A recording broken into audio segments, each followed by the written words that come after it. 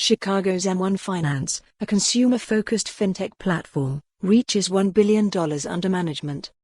Eagle-eyed readers will recall that we mentioned M1 Finance earlier today in our look at a few trends in the fintech industry. We're back with the firm this afternoon as it has a bit of news that's worth discussing.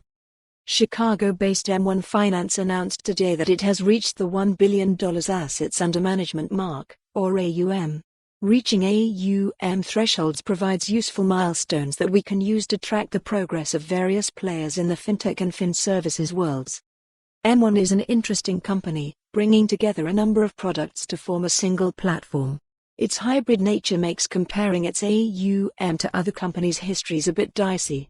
Still, for reference, Wealthfront, a robo-advisor, announced that it started 2013 with AUM of $100 million, and closed that year with $538 million.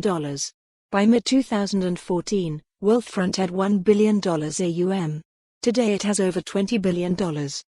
So, the numbers matter, and reaching thresholds can help us understand where a company is in its maturity cycle. Let's talk about M1 Finance's AUM growth, its revenue growth and its product model. It's a neat company with a history of efficient growth. Growth, product. We'll start with product, as how the company approaches its feature set helps explain how the service is priced, which in turn helps us grok the company's growth. M1 is not a robo-advisor, or a simple neobank, or a lending product, it's all three at once, providing effectively the digital equivalent of a full-service bank, admittedly in the form of an online experience instead of a brick-and-mortar outlet. M1 users can open investment accounts, checking accounts, get a debit card and borrow money against their investment portfolios. It's a cohesive feature set.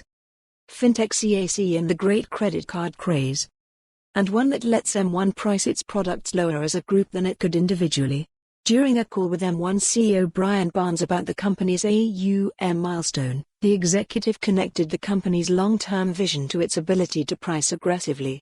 All fintechs are expanding their platforms, it's worth noting, meaning that, in time, nearly every fintech player will offer an array of services. Wealthfront, famous for its work in robo-advising, now also offers savings and borrowing capabilities.